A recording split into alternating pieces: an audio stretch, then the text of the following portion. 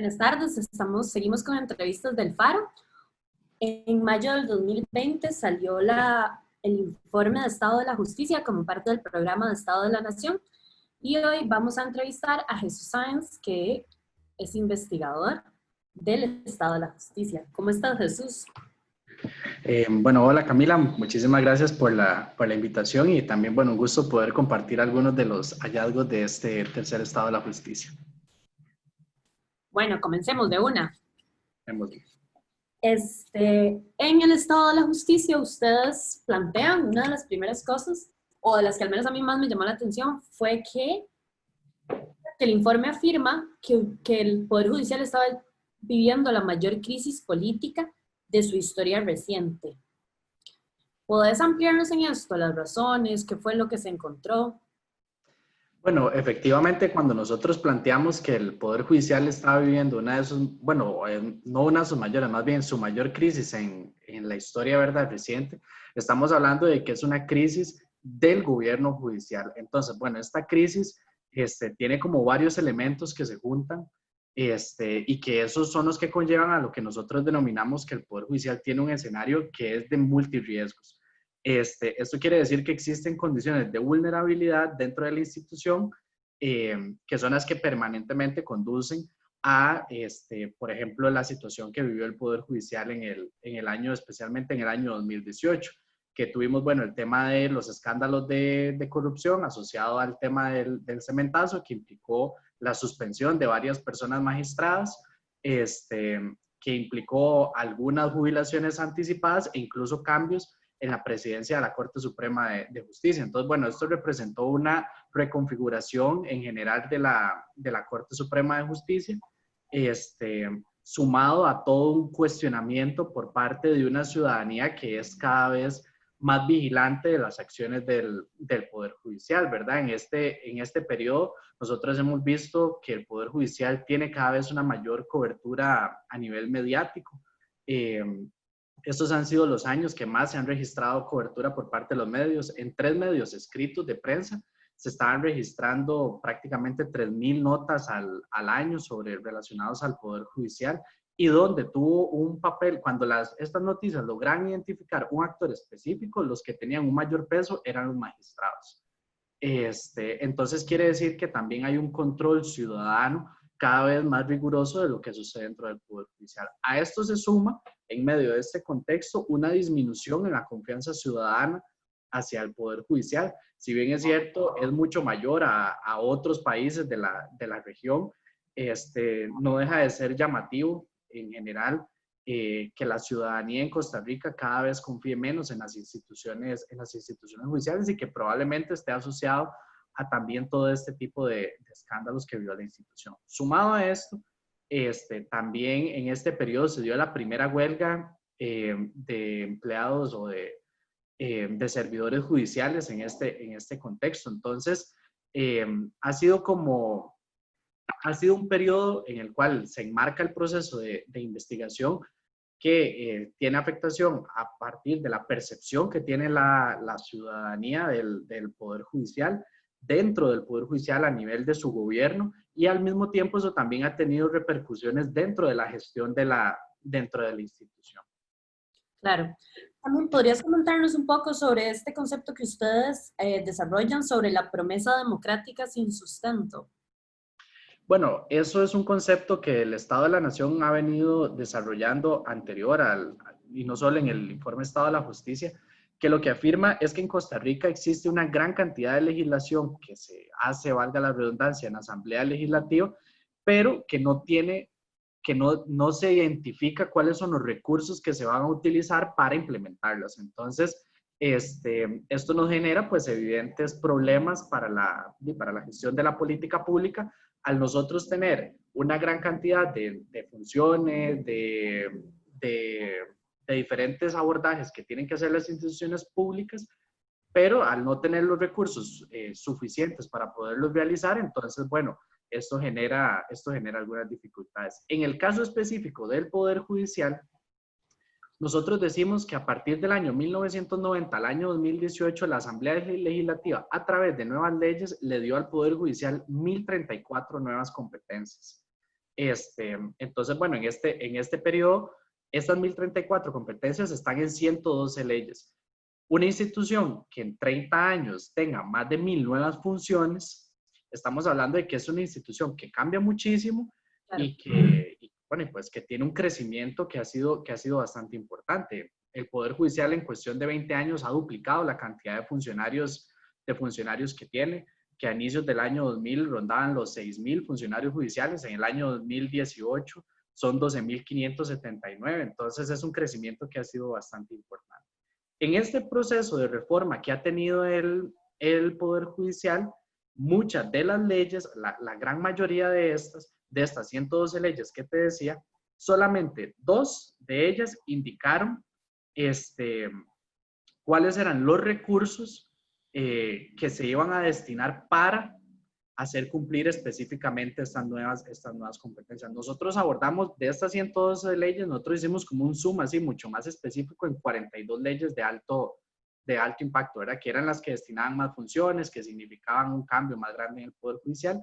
Y bueno, ahí solamente, como te digo, solamente habían 2 leyes que identificaban nuevos recursos. Entonces, ¿qué fue lo que hizo el Poder? ¿Qué es lo que ha tenido que hacer el Poder Judicial? Asumir este montón de nuevas funciones dentro de su presupuesto ordinario, que ha tenido un crecimiento prácticamente sostenido.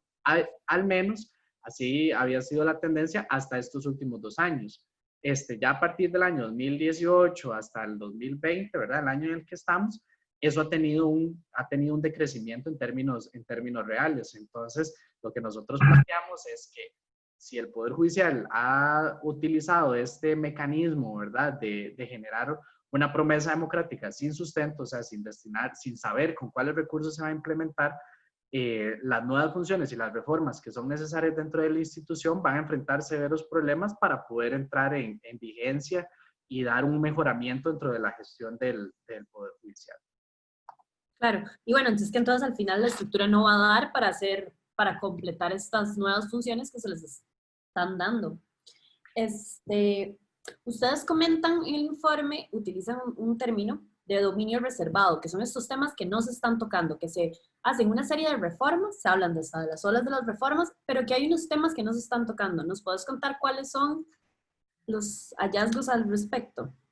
Sí, bueno, precisamente tal como te comentaba, el Poder Judicial es una institución que tiene amplios procesos de reforma, ha sido una institución que ha cambiado mucho en diferentes momentos a través de estas nuevas funciones que se le han ido asignando.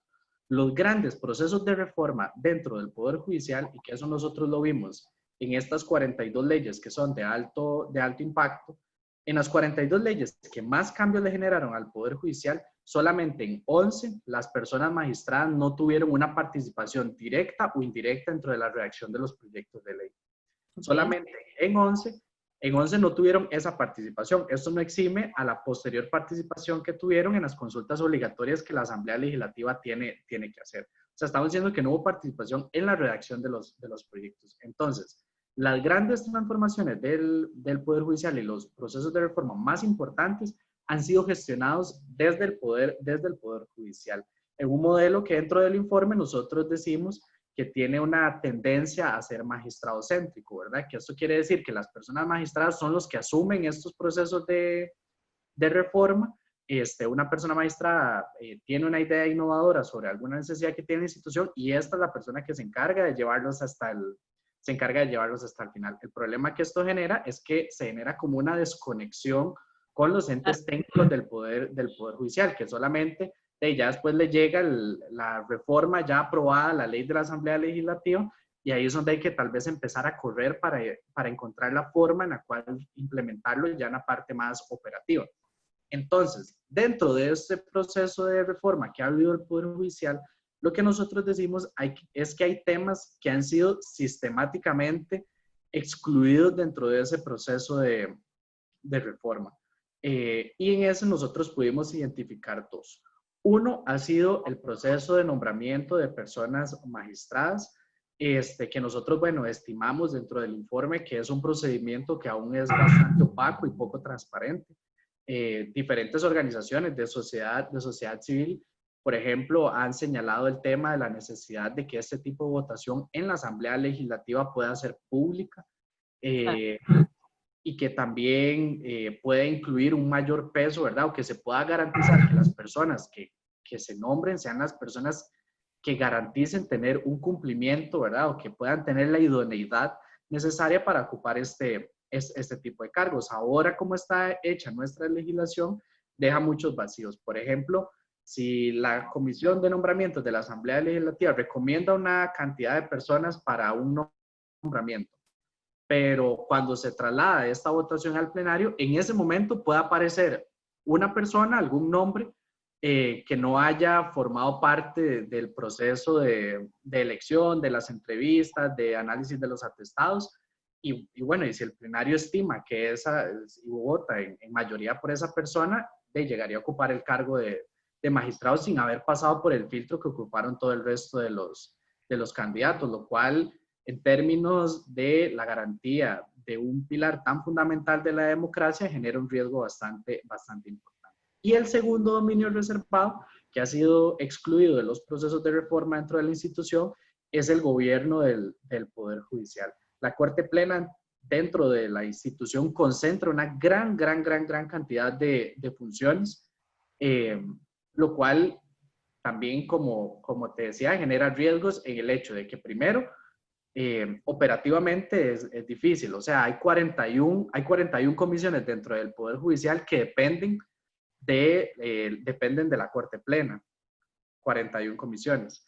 Y existen una gran cantidad de funciones administrativas, de nombramientos, de vacaciones, de este tipo de pequeñas decisiones así micro, que también tienen que destinarle tiempo dentro de la Corte Plena, y que de alguna forma limitan el hecho de que este sea un espacio donde se puedan tomar las decisiones estratégicas operativas de la institución.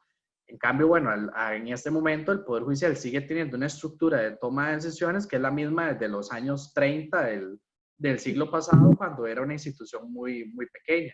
Ahora que tiene un crecimiento y que tiene tal cantidad de funciones, de funcionarios, esto significa pues una limitación bastante importante para que se puedan llevar a cabo a nivel estratégico las transformaciones que también el Poder Judicial también necesita. Y bueno, lo que nosotros hemos visto dentro del informe es que al menos durante este periodo no han existido cambios sustantivos dentro de esta estructura.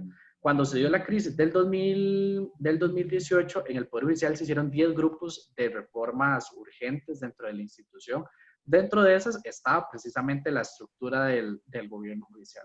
Al día de hoy, sabemos que esa propuesta ya se encuentra terminada, sin embargo, no ha sido aprobada por la Corte Plena. Claro, es que entonces estamos teniendo un gobierno judicial que no se adecúa a las necesidades que tenemos hoy en día como país y que hay como institución específica del Poder Judicial. Pero me interesa mucho el tema de los magistrados y las magistradas, que bueno, efectivamente, como vos comentabas, el nombramiento de los magistrados es totalmente opaco, es una votación secreta y se presta para arbitrariedades. Y este concepto que ustedes utilizan de magistrado céntrico me parece muy interesante porque pues para nadie es un secreto y ustedes con datos, una investigación muy seria que se realizó durante bastante tiempo, con una revisión bibliográfica exhaustiva, con muchísimo trabajo, pues confirman que hay una concentración de poder en los magistrados. ¿Cómo afecta esto a la independencia judicial, que es un pilar tan importante de una sociedad democrática y del Poder Judicial en sí mismo? Bueno, esto efectivamente significa un riesgo bastante importante, primero, a la garantía que tienen tanto las personas magistradas en el ejercicio de sus funciones, de que exista precisamente una garantía a la protección de su independencia a partir de un nombramiento que permita, valga la redundancia, estas garantías. Un tipo de procedimiento de este tipo que es opaco y que se presta también para arbitrariedades, entra a generar también puede generar algunos conflictos en este aspecto.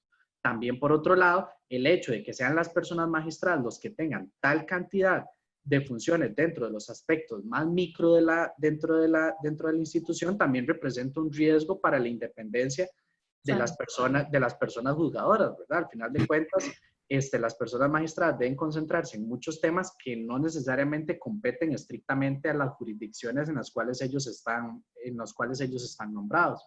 Y que además muchos de los nombramientos posteriores pasan también por la Corte Plena. Entonces, no necesariamente, a pesar de los esfuerzos que ha realizado la institución en el tema de garantizar la idoneidad, por ejemplo, de las personas juzgadoras, de alguna forma esto también abre el portillo a que se generen algunas arbitrariedades en este tema, especialmente en una institución que tiene un funcionariado que además se mueve muchísimo. Nosotros vimos que del 2004 al 2018 se reportaron casi 500,000 de movimientos de personal dentro de la institución. Entonces, esto posteriormente genera en el largo plazo dificultades para implementar muchas de estas reformas que en algún momento alguna persona magistrada observó como una necesidad, se encargó de apadrinarla, de llevarla a cabo, pero no se toman en cuenta muchísimos otros elementos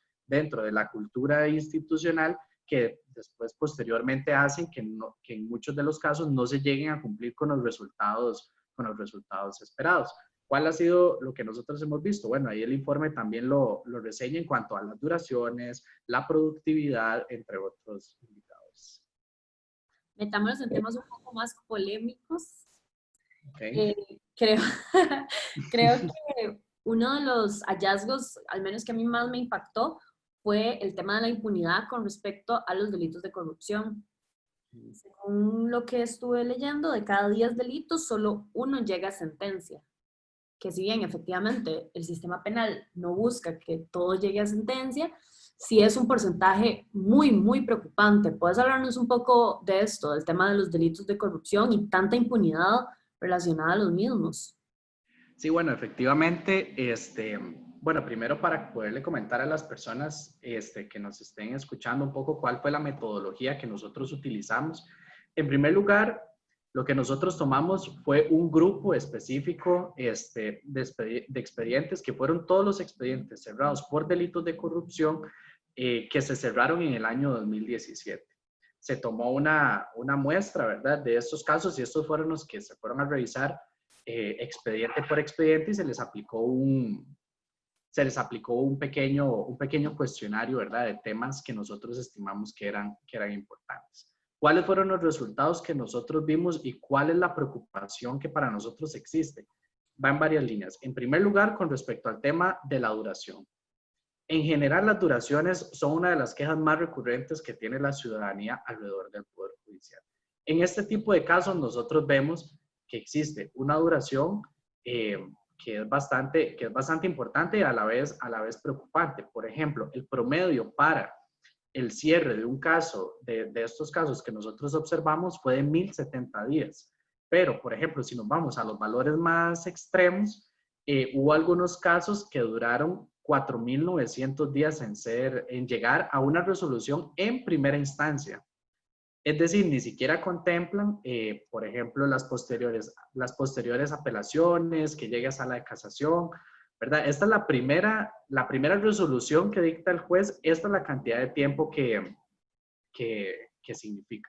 Entonces, esto genera un riesgo, que es uno de los que nosotros apuntamos. Uno de los riesgos para la tutela efectiva de derechos está en las duraciones, precisamente porque de estos expedientes el 8% prescribió, a pesar de que existen muchas garantías precisamente para alargar los tiempos de prescripción en este tipo de casos.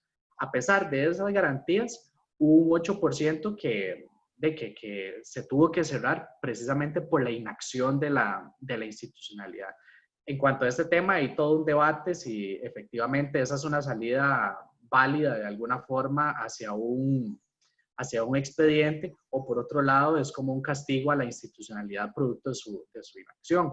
La postura que adopta el informe es que precisamente esto es un riesgo a la tutela efectiva de derechos para la ciudadanía y para la institucionalidad pública, precisamente como te decía, por toda la garantía que existe en este tipo de delitos para que no se dé esta situación.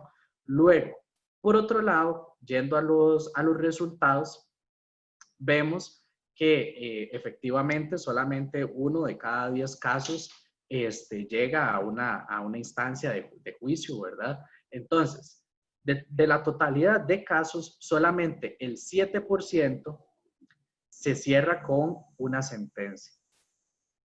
Entonces, y de este 7% que se cierra con sentencia, solamente el 3% tiene una sentencia condenatoria. Entonces, ¿cuál es el riesgo que nosotros podemos ver en eso? Que, por ejemplo, el primer informe Estado de la Justicia señalaba que de la totalidad de casos en materia penal que ingresaban, un 15% se cerraban con sentencia. Cuando nos trasladamos a delitos específicos en materia de corrupción, vemos que ese porcentaje se disminuye prácticamente a la mitad. Y bueno, este tipo de delitos son altamente complejos, ¿verdad? Y para poderlos investigar se requiere una gran cantidad de capacidades instaladas y operativas dentro de la institución, que ahí también nosotros encontramos algunas falencias. Por ejemplo, para abrir un teléfono, para poder abrir una computadora, para muchos de estos temas, especialmente al nivel de complejidad que se desarrolla en este tipo de delitos, en muchas ocasiones el organismo de investigación judicial tiene capacidades muy limitadas para poder atender este tipo de denuncias dentro de los procesos de investigación, lo cual evidentemente alarga las investigaciones y al mismo tiempo también supone una dificultad para poder condenar en este tipo de delitos. Claro.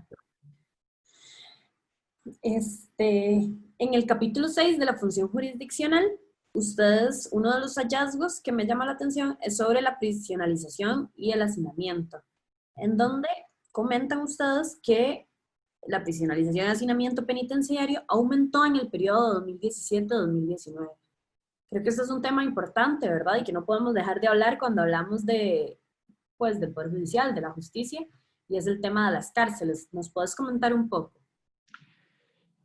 Sí, bueno, precisamente sobre este tema, sobre el tema de la prisionalización, el segundo estado de la justicia desarrolló un estudio a profundidad sobre las causas de la prisionalización en Costa Rica y el perfil que tenían las personas privadas de libertad. Para este tercer informe se le dio un seguimiento a algunos de los indicadores principales en esta materia.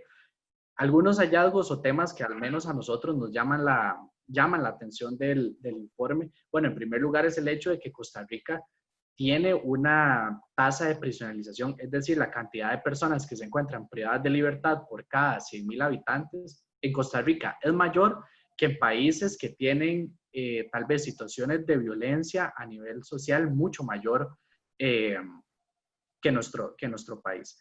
¿Qué nos quiere decir esto? Bueno, y si lo ponemos como para ponerle nombres a la situación, por ejemplo, Costa Rica tiene una tasa de prisionalización más alta que un país, por ejemplo, como México, como Brasil, que el mismo Honduras.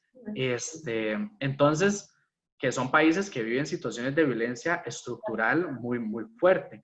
Nosotros incluso hicimos la comparación, por ejemplo, con la tasa de homicidios que tiene el país. Evidentemente estamos lejos de países, por ejemplo, en la región como El Salvador, que es el país de la región que tiene una tasa de prisionalización más alta. Pero, bueno, lo que esto sí nos dice y la preocupación que llega es el hecho de que, por ejemplo, Costa Rica se encuentra entre los 20 países del mundo que tiene la tasa de prisionalización más alta. Y bueno, si nosotros nos vamos a las causas que esto ha tenido, bueno, a nivel general, Costa Rica experimentó un crecimiento de la cantidad de personas privadas de libertad a partir de la implementación de los tribunales de flagrancia en el año 2008. Eso ha tenido un impacto bastante importante. Sin embargo, nosotros hemos visto en este informe que la cantidad de nuevas personas condenadas con penas privativas de libertad en tribunales de flagrancia, ese crecimiento de alguna forma ha tenido un estancamiento. Si bien es cierto, ha permanecido creciendo, ya no se ve el crecimiento que se había visto anteriormente. Hay un estancamiento del crecimiento por los tribunales de flagrancia, a pesar de que siguen generando un empuje, ¿verdad?, dentro del sistema penitenciario. A donde sí también vimos un crecimiento importante en la cantidad de personas que se encuentran indiciadas dentro de centros penitenciarios. Esto quiere decir que son las personas que están por prisión preventiva.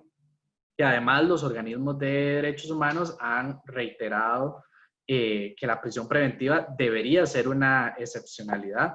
Pero bueno, del 2016 al 2019 este indicador ha tenido un crecimiento del 45%, ¿verdad? Entonces, por ejemplo, vemos como en el año 2016 teníamos 2.500 personas que se encontraban en un centro penitenciario al estar indiciados, pero para el año de 2019 eran 3.600 personas.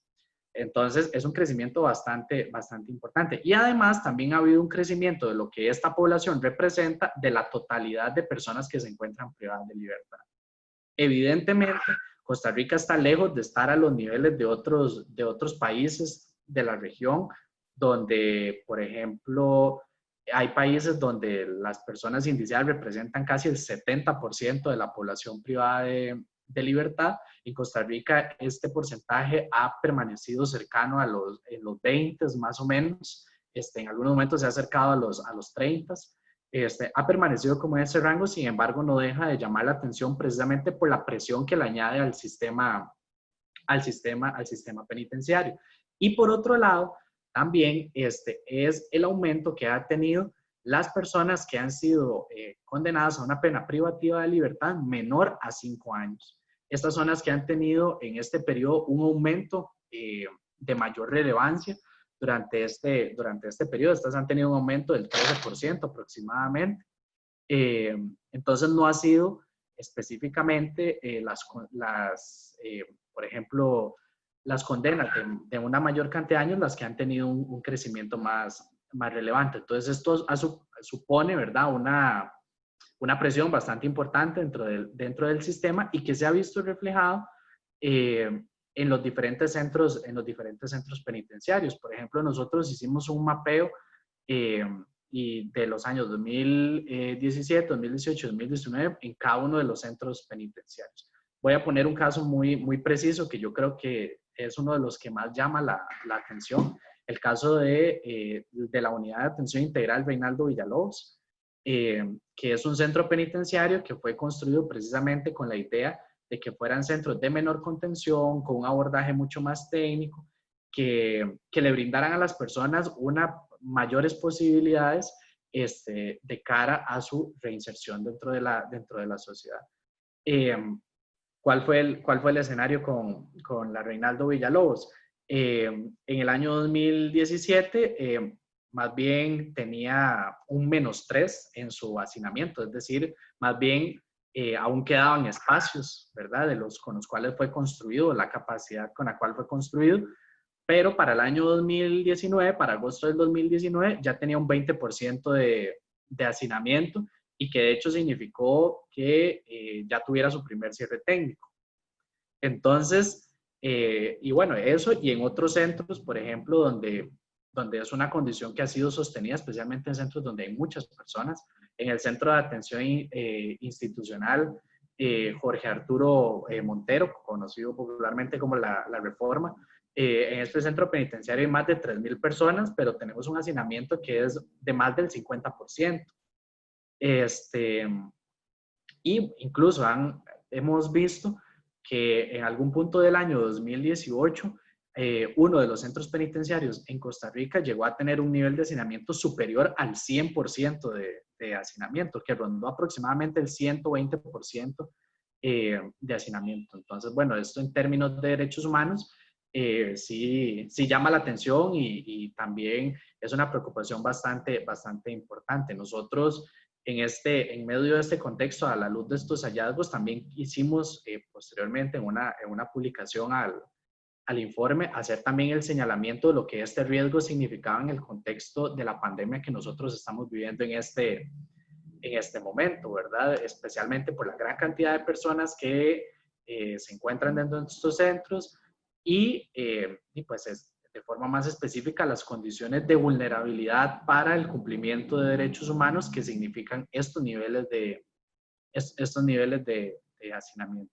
Que en los últimos en datos tal vez preliminares que han salido del Ministerio de Justicia se ha logrado intentar mitigar un poco esta situación. Sin embargo, por mitigar me hago referencia a que el último dato que se obtuvo sobre esta área, que no está contemplado dentro del informe, el hacinamiento estaba rondando el 30% a nivel nacional. Eso está lejos de las cifras que instancias de derechos humanos y la literatura y también la jurisprudencia de la Sala Constitucional han denominado que es la cifra de hacinamiento crítico, que es del 20%.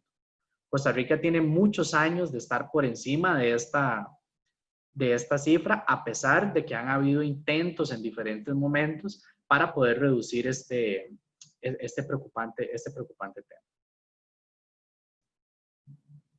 Qué fuerte, sí, este tema es todo un tema por sí mismo, es toda una entrevista aparte por sí misma. Por supuesto. Hablemos un poco entonces de cuáles son estos riesgos que corre el Poder Judicial que ustedes señalan en el informe. Bueno, nosotros cuando ya el informe estaba escrito, así puesto en la imprenta, fue cuando se vino el tema de la pandemia producto del COVID-19. Nosotros dentro del informe añadimos una página de un postscriptum, donde lo que queríamos dar a entender era de que muchos de los riesgos que el Poder Judicial vivía en general como institución, ahora en este contexto que estamos viviendo, es donde ya no hay tiempo ya no hay como un margen de maniobra para la institución, sino que hace urgente, cada vez más urgente, los procesos de reforma dentro de la institución. Dentro de este escenario multirriesgos, como le mencioné anteriormente, está todo el tema de la estructura del gobierno judicial, que sigue siendo una estructura altamente vertical, concentrada en los órganos de mayor peso a nivel político.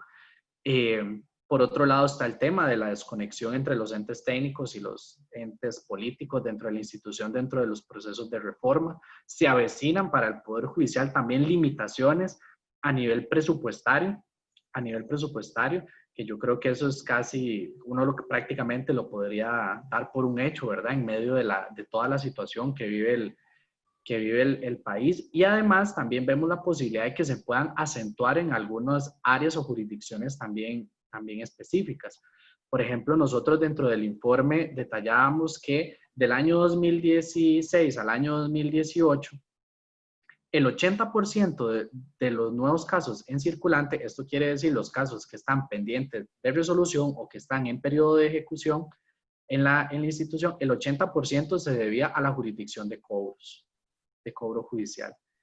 Y para el año 2018, el 50% del circulante estaba concentrado en esta materia, lo cual evidentemente, en medio de este contexto, ¿verdad?, de contracción a nivel económico, aumento del desempleo, en medio de estas condiciones a nivel nacional desfavorables, también hacen suponer un crecimiento en una jurisdicción de este tipo, que además ya presenta un colapso bastante importante. Eso. Y por otro lado, bueno, como mencioné al inicio, también en medio de un contexto de mayor fiscalización por parte de la ciudadanía, un decrecimiento en la confianza ciudadana hacia el Poder Judicial. Todos estos elementos sumados a los escándalos que aún están pendientes de resolución, ¿verdad? Si bien es cierto, en el 2018 se dio la salida de una de las personas magistradas, los efectos de esta crisis y las condiciones de riesgo y de vulnerabilidad que significó, nosotros estimamos que aún permanecen vigentes dentro de la institución y que para poderse transformar también requieren una serie de cambios importantes dentro de la institución, especialmente dentro de su gobierno, dentro de su estructura de gestión dentro de la institución, de forma que al final de cuentas pueda conducir a un mejoramiento de del sistema de justicia y de la atención a las necesidades de la ciudadanía, que al final de cuentas yo creo que llega a ser el tema fundamental para la mayoría de personas, ¿verdad? El ciudadano común que presenta sus causas a las instituciones, a las instancias judiciales, y que, bueno, en este momento tiene que, en la mayoría de jurisdicciones, esperar años para poder obtener una respuesta. Esto en un contexto donde además hay limitaciones para poder dar estas respuestas. El Poder Judicial tiene oportunidades y tiene elementos que también le permiten hacer frente a toda esta crisis, ¿verdad? Tiene un funcionariado bastante amplio, bastante robusto dentro de la institución. Es de las instituciones públicas a nivel nacional que tiene una mayor cobertura a nivel dentro del territorio. El Poder Judicial tiene 846 oficinas dentro de todo el país, y además ha sido una institución que ha tenido la capacidad de transformarse, que ha tenido la capacidad de implementar cambios dentro de la institución. Sin embargo, lo que nosotros señalamos, que es donde está la debilidad, es en el modelo de gestión que tiene la institución.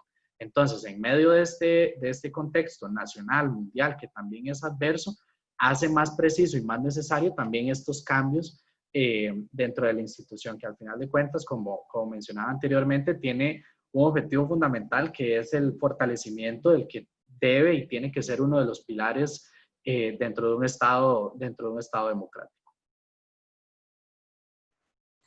Justamente eso era lo que te iba a preguntar, sobre ciertas fortalezas del Poder Judicial de las que ustedes señalan en este informe, pero creo que ya las mencionamos y sería ser de nuevo reiterativos. Entonces, como para cerrar, mi pregunta sería como, ¿qué puntos específicos de este informe pueden ser como un tipo de sugerencias de estos retos que vemos que tiene el Poder Judicial para mejoras a futuro y para mejoras, como decís vos, pues como institución y para las personas? Bueno, en general, la idea del Estado de la Justicia es que precisamente sea un insumo para el proceso de toma de decisiones dentro de la institución, ¿verdad? La idea no es escribir letra muerta, sino que esto permita, o todos los elementos que hemos visto dentro del informe, que sean sometidos a debate, ¿verdad? Desde el lanzamiento del informe hemos podido ver una gran cantidad de opiniones, y se han generado algunos debates que nosotros estimamos que precisamente esa fue la función con la cual fue hecho el informe. Que los hallazgos que nosotros tenemos sean puestos para la discusión, para el mejoramiento de nuestras instituciones. Como elementos puntuales, yo creo que es preciso y necesario la transformación dentro de la estructura de gobierno del Poder Judicial, de forma en la que no se recargue una cantidad de funciones tan grandes en las instancias de la Corte Suprema de Justicia, sino que el Poder Judicial pueda aspirar a una estructura de gobierno que sea mucho más horizontal, que permita la separación de entes jurisdiccionales con los entes administrativos, y que implique una coordinación mucho más precisa entre los entes técnicos de gestión de la institución con los entes políticos. Por otro lado, es urgente los cambios dentro del sistema de nombramientos dentro de personas magistradas. Y por otro lado, bueno, para los procesos de reforma de la institución se requiere que se pueda romper esta lógica de la promesa democrática sin sustento. El Poder Judicial debe poder coordinar este tipo de procesos para que las reformas planteadas puedan llegar a cumplir los objetivos que tenían planteados de forma inicial. Que eso también hemos visto que en muchos de los casos no se han podido llevar a cabo. Por ejemplo, en el tema de las duraciones, que muchas de las reformas más importantes de la institución ha ido en función de la disminución de las duraciones, y eso en realidad no siempre se ha cumplido. Por otro lado, es necesario, por ejemplo, en los temas de corrupción, a nivel interno de la institución, de la corrupción interna del Poder Judicial, es necesaria una mayor coordinación dentro de las instituciones y de las instancias que se encargan de trabajar en estos temas. Ahora el Poder Judicial desarrolla iniciativas, pero de forma aislada, cada uno como por su lado. Hace falta una estructura de coordinación que permita enfocar mejor los esfuerzos de la institución para evitar la corrupción dentro de la institución, y luego para el análisis de la corrupción a nivel de los delitos de corrupción que ingresan. Es necesario fortalecer las capacidades operativas que existen dentro de la institución para poder dar una respuesta que sea mucho más eficiente, y donde se puedan tal vez de alguna forma mitigar un poco los retos que también enfrenta la institución en este tema. La gran mayoría de los cambios creo que van asociados un poco al tema de la gestión dentro de la institución, que además requiere cambios sustantivos. Y bueno, y un tema que yo creo que no es menor y que nosotros lo señalamos constantemente, es que para poder generar estos cambios nosotros necesitamos datos que sean de calidad, datos que permitan dar cuenta de la situación que vive la institución, y que además ese fue uno de los mayores desafíos que tuvimos como Estado de la Justicia para poder investigar en este periodo. Te voy a poner un ejemplo muy concreto, que es que el Poder Judicial publica sus estadísticas oficiales casi con un año de retraso. O sea, las estadísticas del año 2018 salieron aproximadamente entre septiembre y octubre del año 2019. Entonces, no permite dar un seguimiento en términos más, o sea, en tiempo real sobre la situación de la institución, con información que sea verificable y que además permita trabajar en más detalle con los microdatos de la institución. Si uno revisa las estadísticas del Poder Judicial, se centran en grandes promedios, en grandes agregados, por ejemplo, en la duración, no sé, en temas penales. Esa duración promedio toma en cuenta desde el robo del celular hasta una estafa que a nivel transnacional, ¿verdad? O sea, hay una asimetría muy grande, y que la forma en la cual están diseñadas estas estadísticas no siempre permite ver el detalle de cada uno de estos elementos. Y para poderlo hacer, se ha tenido que hacer a través de los mecanismos como, por ejemplo, este muestreo de expedientes que nosotros hicimos, que tuvimos que ir y revisar y levantar la base de datos de forma manual. Entonces, sí es necesario poder generar cambios y una mejora es lo que yo podría llamar como la cultura de los datos dentro de la institución, de la necesidad de registrar información de calidad, y que la idea de esto es que sean útiles para los procesos de toma de decisiones. Además, también de la implementación de nuevas tecnologías que puedan favorecer a estos procesos de reforma dentro de la institución. Por ejemplo, nosotros para este tercer estado de la justicia trabajamos con un algoritmo de inteligencia artificial que extraía el texto de las sentencias de la sala constitucional. Entonces, este algoritmo lo que hacía era, para decirlo así, en palabras un poco más populares, agarraba y leía, digamos, la sentencia, y extraía la información y la registra en una base de datos. Entonces, bueno, ¿esto qué nos permite a nosotros hacer? Poder analizar todo el grueso de todas las sentencias de la sala constitucional sin tener que ocupar un ejército de personas que estuvieran leyendo sentencia por sentencia, y que permite cruzar diferentes variables que de otra forma sería muy difícil poder sistematizar. Entonces, nosotros creemos que este tipo de iniciativas también es necesario que puedan ser trasladadas a otras jurisdicciones para poder tener estadísticas que sean más complejas, pero que al mismo tiempo permitan dar respuestas a preguntas que son cada vez más complejas dentro de una institución que se mueve mucho, que cambia muchísimo, pero que es un pilar fundamental dentro de un Estado democrático como el que nosotros tenemos. Bueno, agradecerte por sacar este espacio para darnos una entrevista para el Faro. Recordar a las personas que nos están escuchando y viendo que el estado de la justicia está disponible en la página, ¿verdad? Sí, en la página del programa Estado de la Nación, ahí pueden encontrar tanto el informe en digital, el informe completo, y también las investigaciones en profundidad que se desarrollaron para su elaboración. Claro que yo creo que esto es crucial para los operadores de la justicia y todas las personas que se interesen por esta área, y los investigadores jurídicos, que pues utilizar estos insumos, ¿verdad? Entonces, nada más agradecerte nuevamente por el espacio, para la entrevista. Bueno, muchísimas gracias a Alfaro por la invitación y bueno, y aquí estamos a la orden para lo que necesite. Muchas gracias. Gracias, hasta luego. Pronto.